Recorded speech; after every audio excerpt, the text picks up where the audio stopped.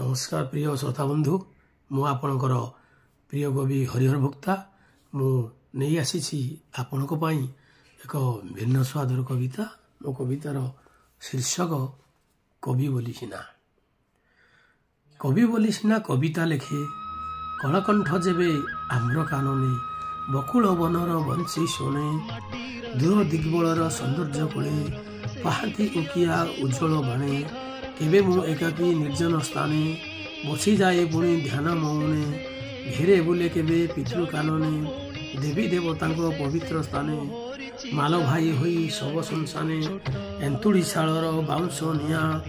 प्रथम क्रंदन शुभई कुआ कुनी कुनी पाटी महु चाखई माटी सेक दे आही सेकई माटी मा कोण ताहारी बने कवि बोली सिना कविता लेखे कलकंठ जेबे आम्र कानने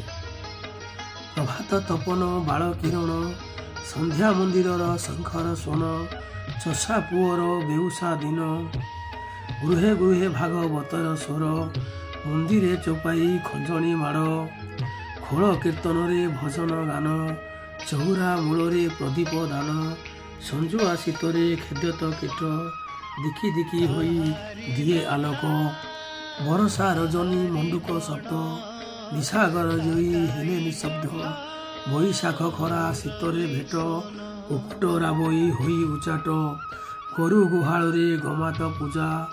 बाहा पुआणी रे बाईद बजा तुठ पथरर मरम कथा विधवा नारीर मनर व्यथा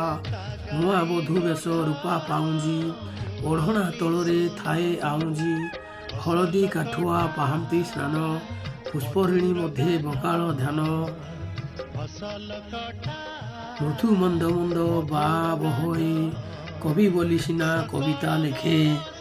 कलकंठ जेबे आम्र कानने दुखरे काहार कांदई प्राण भकिला लोकर उदर शून्य चाल नुआणिया माटीर घर घाटी माटी छण बरड़ा बेह पखाल कसारे आंबुल झोल सरग ठौबड़ मार कोल पूर्णिमा रातिर उज्जवल चांद ईश्वर गुरुको चंपू छंद दुखरे पीड़िता दुखिनी माँ सम दुखी होई करई आहा पाहंती सकाळ काकर बिंदु बाहुंगी रुअर कला अलंधु कला अंधारर डिबिरी बती घन किटिमिटी तमसा राति शीत पाहांतीर बेंगला हल आखु कियारी रे फिरिड़ी मेल माटी जनपथ अमरी फूल दूर पहाड़र निआर झोल सबुठी प्रेरणा आशार बने कवि बोली सिना कविता लेखे कलकंठ जेबे आम्र कानने कवि बोली सिना कविता लेखे कलकंठ जेबे आम्र कानने। धन्यवाद प्रिय दर्शक बंधु प्रणाम।